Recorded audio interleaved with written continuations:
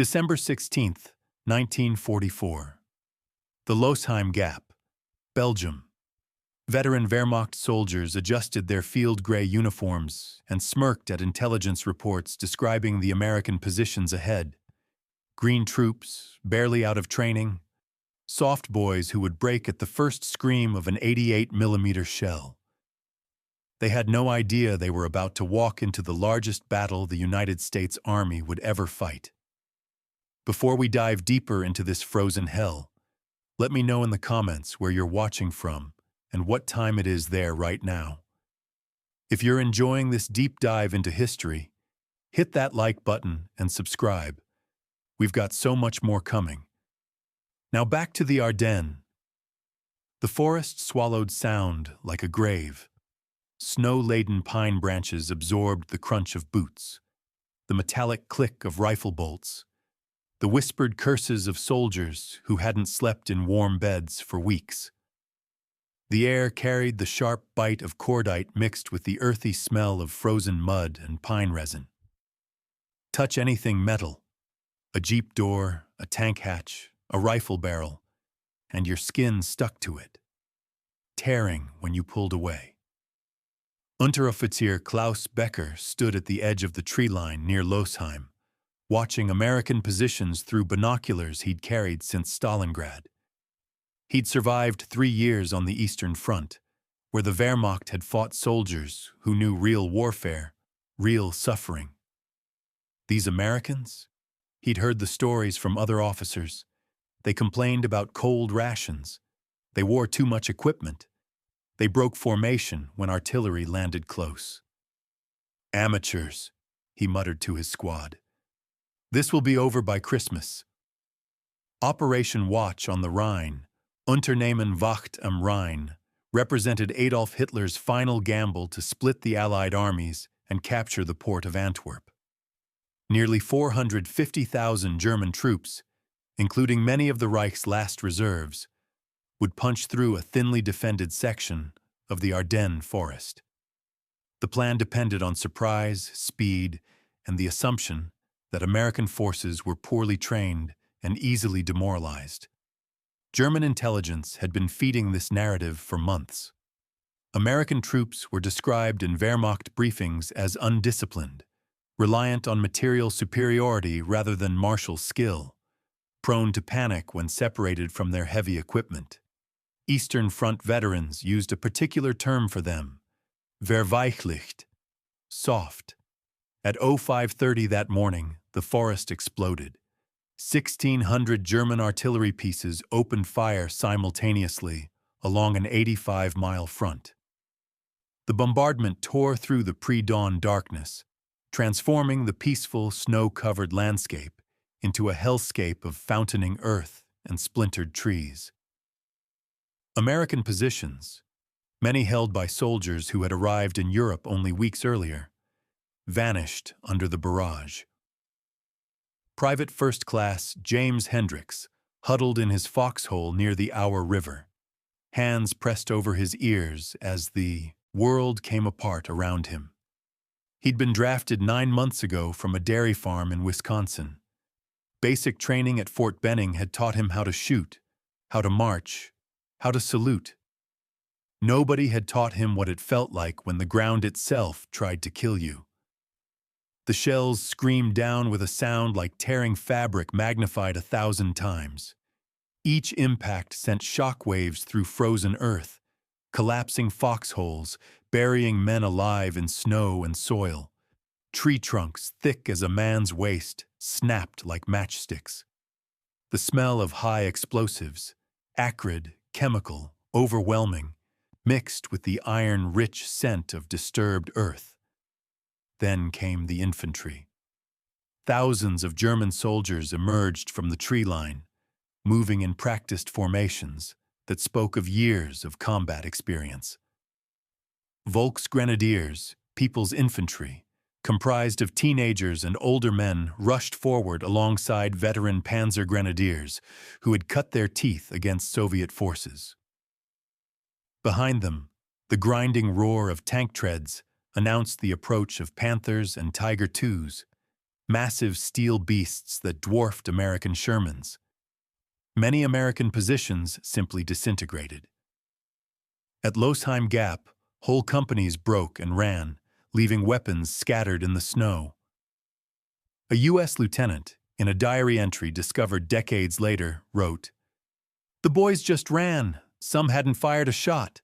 They dropped their rifles, their packs, everything. I tried to stop them. Might as well have tried stopping a river." The snow recorded everything. Boot prints fleeing in panic. Drag marks where wounded men crawled toward aid stations. Dark stains spreading across white surfaces, pink at first, then deepening to crimson. A private recalled years later, "The snow was pink where the boys had fallen. It looked like someone spilled wine on the earth." But something unexpected began happening in those frozen forests. Not everywhere, not all at once. But in scattered positions across the Ardennes, American soldiers who were supposed to break and run instead dug their heels into the frozen ground and fought back with a ferocity that shocked their attackers. At a crossroads near Lanzerath, 18 men from an intelligence and reconnaissance platoon held off an entire battalion of Fallschirmjäger, German paratroopers, for nearly a full day. They had no anti-tank weapons. Their foxholes offered minimal cover. According to every calculation, every assumption about green American troops, they should have surrendered within an hour. They held for 20 hours.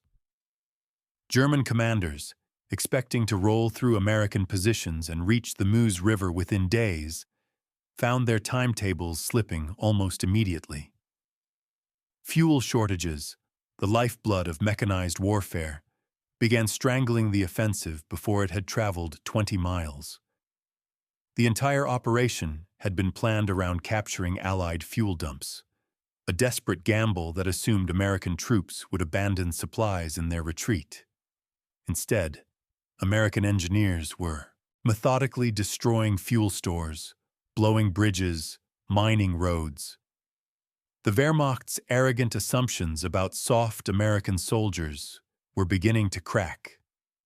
But the real test, the moment that would define this battle and shatter German confidence forever, was still ahead. In the besieged town of Bastogne, where 7 roads converged like spokes on a wheel, the 101st Airborne Division was preparing to write one of the most defiant chapters in American military history. And in the frozen forests between German positions and that crucial road junction, thousands of green American troops were about to show what soft really meant. The Germans thought they were fighting boys. They were about to discover they had awakened something far more dangerous: cornered Americans with nowhere left to run. By December 18th, the temperature had plummeted to 20 degrees below 0 Celsius, and men were dying without a single shot being fired. The Ardennes offensive had transformed into something neither side had fully anticipated. Not a swift breakthrough, but a grinding meat grinder where cold killed as efficiently as bullets.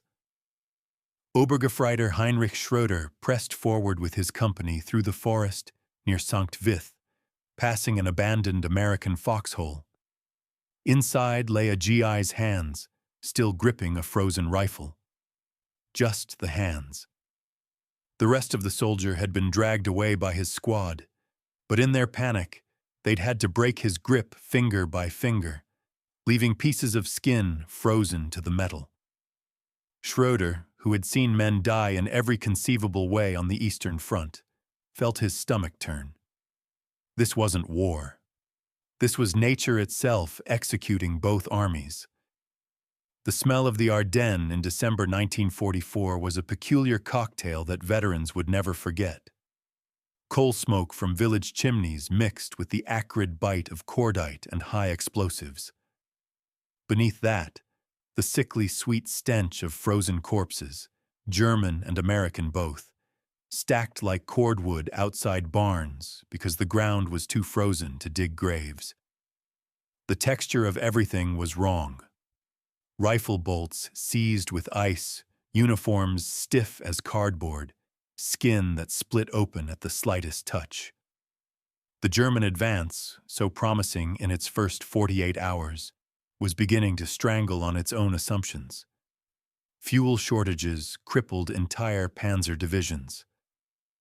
Tiger II tanks, magnificent steel beasts mounting 88mm guns that could punch through any Allied armor, sat immobilized beside forest roads, their crews desperately siphoning the last drops from fuel drums. The offensive's entire premise had rested on capturing American fuel dumps. But American engineers, those supposedly undisciplined soft troops, were methodically destroying supplies or evacuating them before German forces arrived.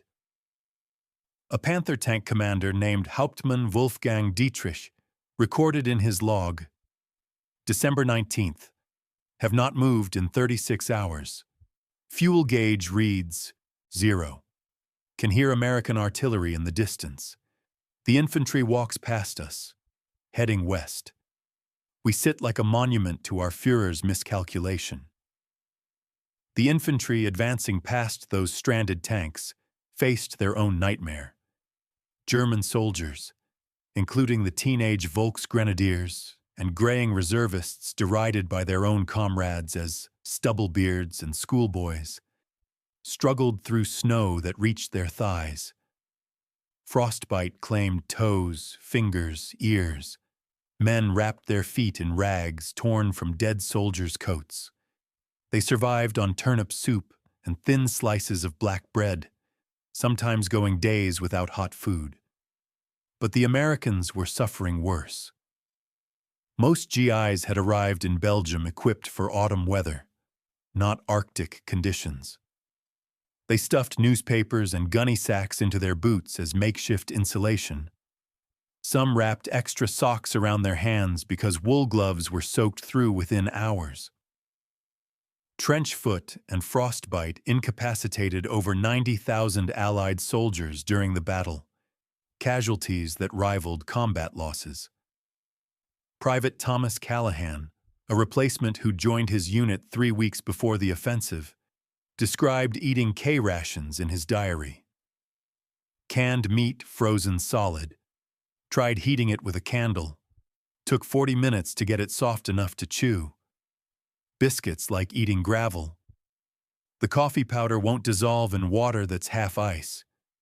We eat everything cold, crouched in holes that fill with snow, and pretend we're not slowly freezing to death.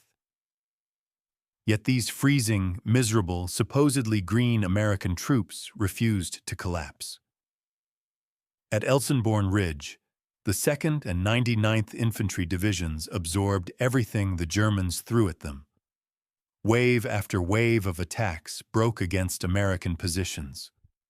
Wehrmacht officers, accustomed to Eastern Front battles where Soviet units would either hold to annihilation or rout completely, found themselves facing something different. A stubborn, adaptive defense that bent but never quite broke. The villages became killing grounds. Low stone houses with slate roofs offered cover for both sides, transforming every hamlet into a miniature fortress. Sankt Vith, a critical road junction, changed hands 3 times in 4 days. Each room in each house had to be cleared with grenades and rifle fire. Belgian civilians huddled in cellars, listening to boots thundering overhead, unable to tell if the voices were German or American. One Belgian woman, Marie Fontaine, kept a diary through the battle. December 20th. Shells all morning. The house shakes with each impact. Father went upstairs to check damage, returned white-faced, said there are bodies in our garden. Could not tell which army. Does it matter? They are all boys, all far from home, all dead in our vegetables. What would you do? Trapped between armies, unable to flee, listening to men die in your garden. The endless cathedral of pine trunks. That's how soldiers described the forest. massive trees creating a canopy so thick that even in daytime, the woods remained twilight. Visibility dropped to meters in the frequent snowstorms. Entire companies could pass within shouting distance and never see each other. The crunch of frozen snow echoed with unnatural loudness, betraying every movement. Soldiers learned to muffle their dog tags with rags because the metallic jingle carried like bells through the still air. Into this nightmare, SS Obersturmbannführer Otto Skorzeny inserted his secret weapon, Operation Greif. German commandos wearing stolen American uniforms, driving captured jeeps, speaking fluent English. Their mission was to sow chaos, change road signs, misdirect traffic, spread false orders, cut communication lines. It worked better than anyone expected. American units suddenly couldn't trust their own soldiers. Anyone could be a German infiltrator. Paranoia spread like disease. Military police set up checkpoints demanding soldiers prove their identity with questions only real Americans could answer. Who won the World Series? Who's married to Betty Grable? What's the capital of Illinois? General Dwight Eisenhower himself had to prove his identity to suspicious GIs after rumors spread that Skorzeny's men were hunting him. The supreme commander of Allied forces in Europe stopped at checkpoints and interrogated about baseball scores. Captured German commandos, when their disguises were penetrated, faced immediate execution. The Geneva Convention offered no protection for soldiers fighting in enemy uniforms. They died by firing squad in villages still smoldering from artillery fire, buried in unmarked graves beside the roads they'd tried to sabotage. One captured commando, before his execution, told his interrogators, "We were told American security was lax, that your soldiers were careless.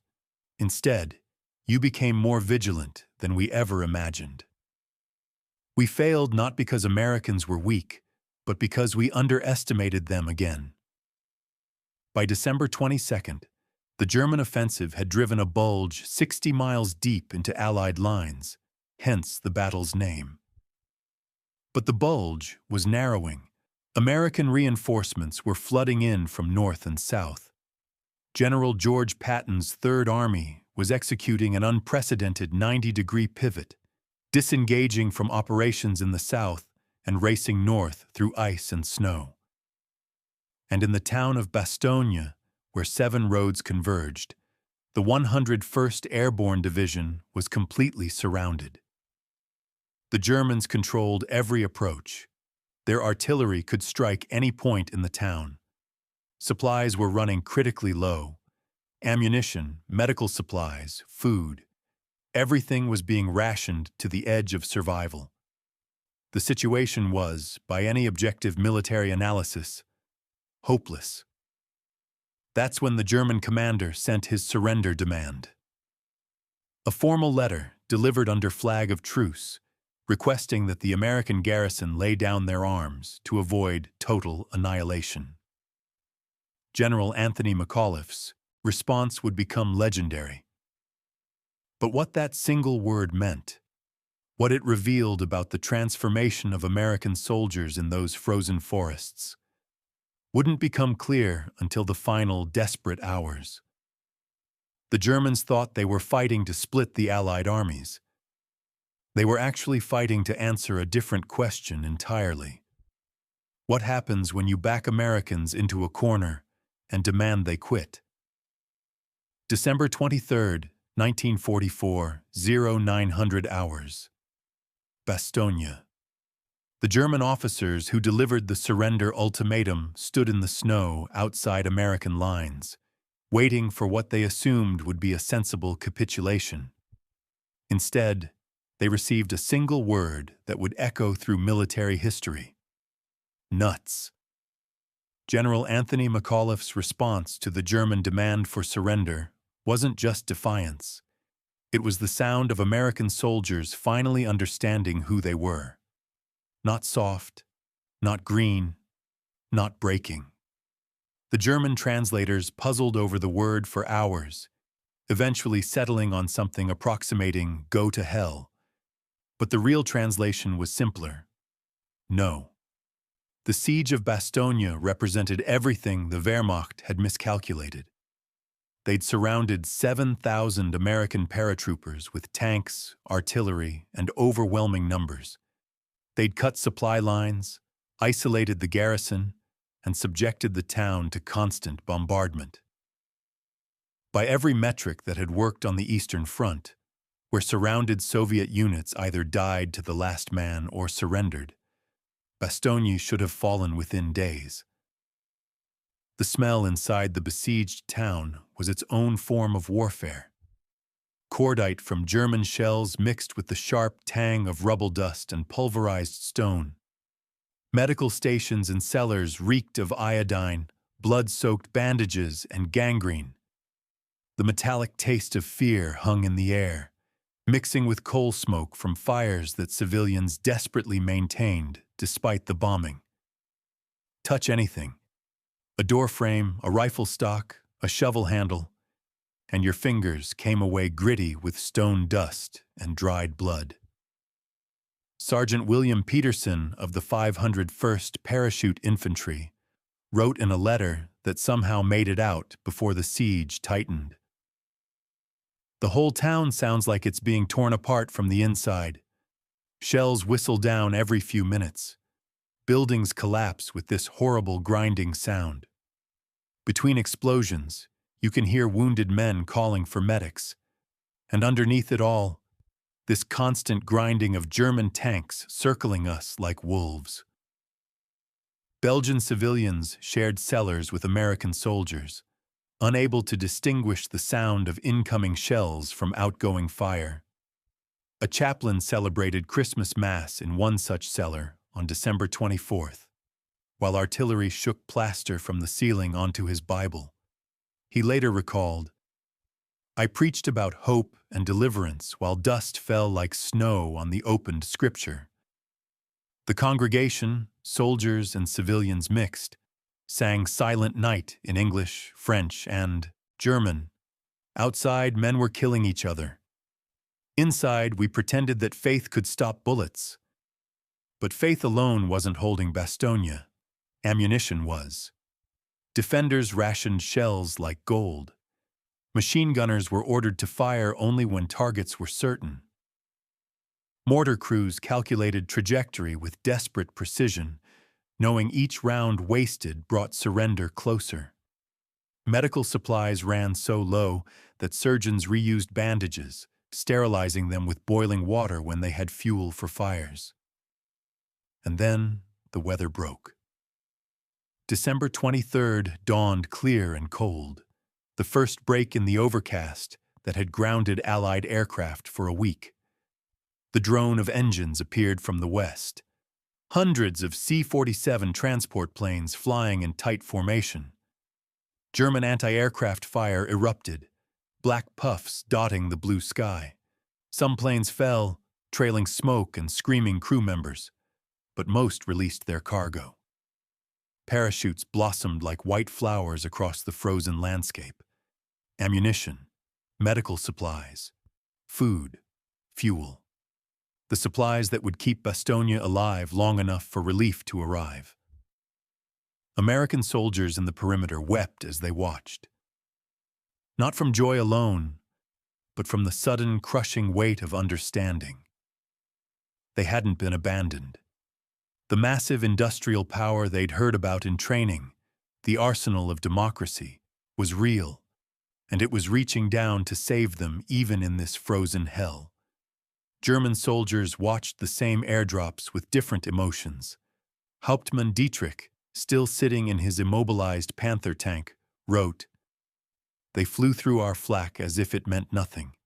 We shot down perhaps a dozen aircraft. Hundreds got through. They supplied an entire surrounded division in a single day. We cannot resupply units on normal roads. They resupply from the sky." The contrast was becoming impossible to ignore. While Americans in Bastogne ate airdropped K rations, still cold, still miserable but plentiful. German soldiers outside the perimeter were scrounging through Belgian farmhouses for anything edible. They took chickens, cured hams, potato stores from civilian cellars.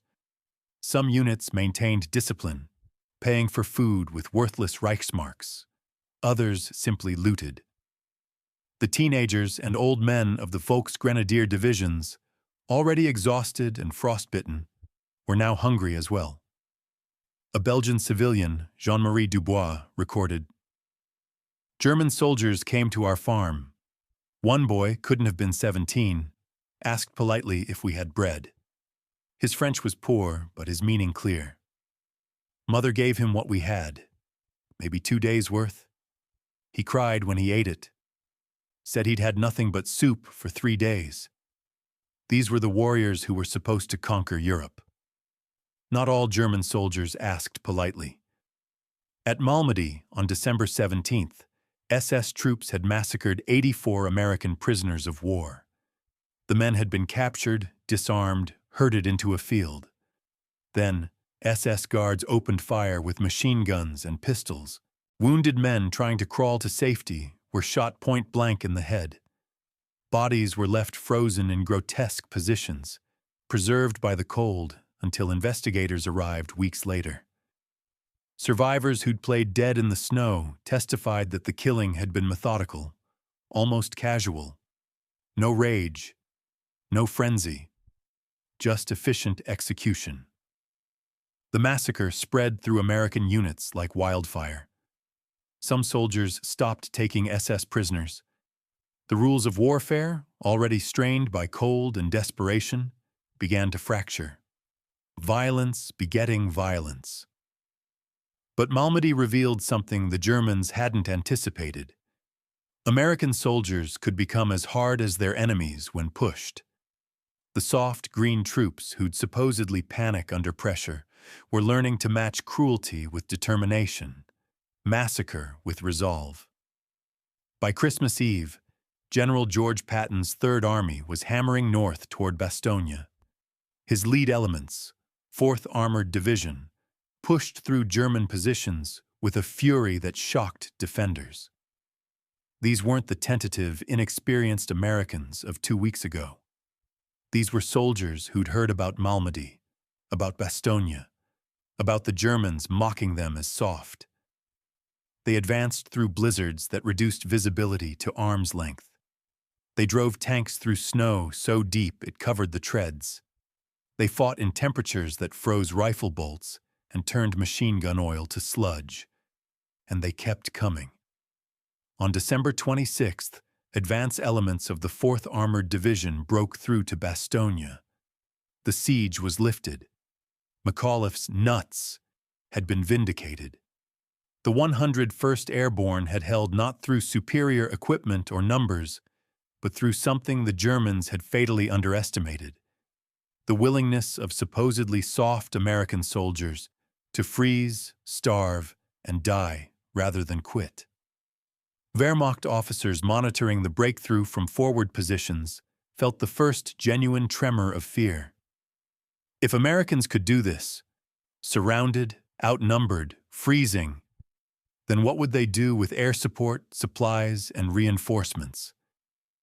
The answer was coming, and it would turn the blood-soaked snow red with German casualties.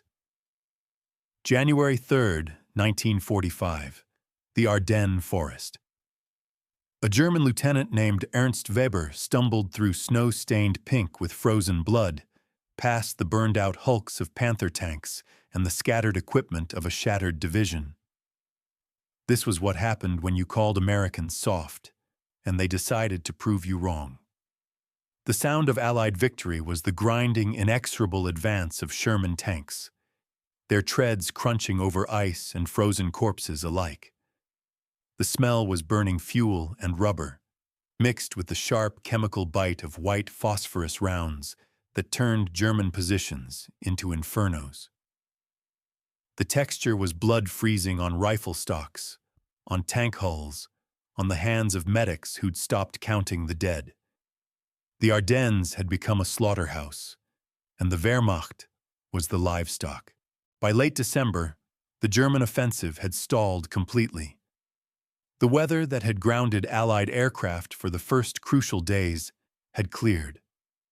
Now American and British fighter bombers owned the sky, swooping down on German columns with devastating effect. Every road became a killing ground. Every vehicle that moved in daylight died. Oberst Friedrich von Manteuffel watched from his command post as a Jabos, German slang for fighter bombers, screamed down on his supply convoy. The P-47s came in low, their 50 caliber machine guns tearing through trucks loaded with ammunition and wounded. Fuel trucks exploded in balls of orange flame. Men scattered into the snow, but the pilots followed, strafing anything that moved. Von Manteuffel wrote in his after-action report, "We have no air cover, none.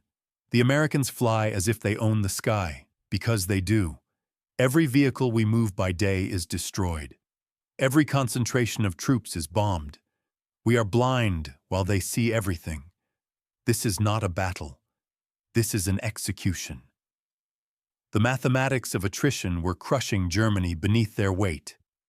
American factories were producing aircraft faster than German guns could shoot them down. Tank production in the United States alone exceeded all Axis production combined. Every Tiger destroyed was irreplaceable. Every Sherman knocked out had 5 more behind it. But the real transformation wasn't mechanical. It was psychological. The American soldiers pushing back through the Ardennes in January were not the same men who'd been attacked in December. They'd been forged in frozen foxholes, baptized in blood on snow-covered hills, hardened by cold that killed as efficiently as bullets. They'd watched friends die screaming. They'd eaten frozen rations in holes that filled with snow. They'd survived artillery barrages that should have broken them. And they hadn't broken. Sergeant James Kowalski, leading a rifle squad through the recaptured village of Foy, passed a dead German soldier propped against a wall. The man couldn't have been 19, his face still bearing traces of boyish softness beneath the frost. A photograph had fallen from his pocket, a family portrait, mother and father smiling in some peaceful German town that probably didn't exist anymore. Kowalski didn't stop, didn't even slow down. 6 weeks ago, fresh from training, he might have. Now he just stepped over the body and kept moving. The forest had taught him that mercy was a luxury and hesitation was death. The German retreat became a rout. Units that had advanced with confidence in December now fled in disorder, abandoning equipment they lacked fuel to move. Roads became junkyards of discarded weapons, vehicles, supplies. The snow recorded everything: the panic-stricken boot prints, the drag marks where wounded were abandoned, the dark stains where men had died trying to escape. Belgian civilians emerged from cellars to find their villages transformed into graveyards. Marie Fontaine, who'd hidden with her family through the entire battle, wrote, "We could smell them before we saw them. Frozen corpses, hundreds of them, German and American mixed together like some terrible sculpture. The snow had preserved them perfectly. They looked like they were sleeping, except for the wounds, the blood, the expressions frozen on their faces."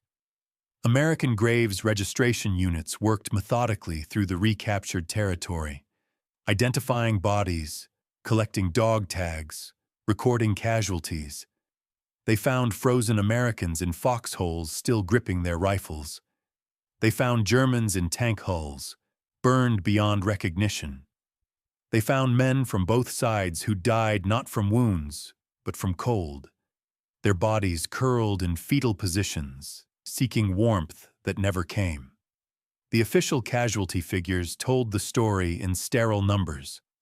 Approximately 19,000 Americans killed, 47,000 wounded, 23,000 captured or missing. German losses: Roughly 100,000 killed, wounded, or captured. But numbers couldn't capture what had really been lost in those frozen forests. Germany had gambled its last reserves on a plan built on contempt for American soldiers. The plan had failed. The reserves were gone. The road to Berlin lay open. Hauptmann Wolfgang Dietrich, whose immobilized Panther tank had sat beside the road for weeks, was captured by American infantry on January 9th. He surrendered without resistance, too exhausted and frostbitten to care anymore. During interrogation, he told his captors, "We were told you couldn't fight, that you were soft, that you'd break. We believed it because we wanted to believe it, because the alternative was too terrible to consider." The interrogator asked what alternative. That we'd awakened something we couldn't control. That America had only been holding back. That once you decided to win, nothing we did would matter. The forest floor ran red, not just with blood, but with the shattered illusions of German invincibility. Every frozen corpse, every burned tank, every abandoned position was testament to a fundamental miscalculation. The Wehrmacht had confused American restraint with weakness, prosperity with softness, democracy with disorganization. They'd learned the difference in the Ardennes, learned it in blood and snow and frozen bodies stacked like cordwood outside Belgian barns. An American officer, surveying the battlefield after the German retreat, tried to articulate what had changed. They thought we were country club soldiers, thought we couldn't take it because we'd never had to. But that's exactly why we fought so hard. We knew what we were fighting to get back to. They fought for conquest. We fought for home. There's a difference. By January 25, 1945, the bulge had been eliminated. American and British forces stood on the same lines they'd held before the offensive. 50,000 dead, 300,000 wounded or captured, and both armies were back where they'd started. Except nothing was the same. The Germans had expended their last offensive capability. Every tank, every artillery piece, every trained soldier committed to the Ardennes was gone. The Rhine River, Germany's last natural defensive barrier, lay exposed. Berlin was counting down its final days, and the Americans, those soft, green, supposedly undisciplined Americans, had proven something that would echo through the rest of the war and beyond. They'd proven that prosperity didn't mean weakness, that democracy didn't mean disorganization, that soldiers fighting for home were more dangerous than soldiers fighting for conquest. The Ardennes Forest would recover eventually. The shell craters would fill in. New trees would grow where old ones had been shattered. Snow would melt and wash away the blood. But the bodies buried in hastily dug graves, the frozen corpses stacked in barns, the photographs scattered across battlefields, these would testify forever to the price of underestimating Americans who'd been pushed too far. The Wehrmacht had smirked at the GIs, had called them soft, had mocked their inexperience. Then the forest floor had run red with the blood of men who learned too late that the only thing more dangerous than a hardened warrior is an ordinary person who refuses to quit. The Germans thought they were launching an offensive. They were actually writing the final chapter of their own destruction, and it was written in American blood, German corpses, and frozen snow that would never completely wash clean. The Battle of the Bulge was over, but what it revealed about American resolve, about the cost of arrogance, about what happens when you mistake restraint for weakness, would shape the world that emerged from the ashes. Some lessons can only be learned in blood.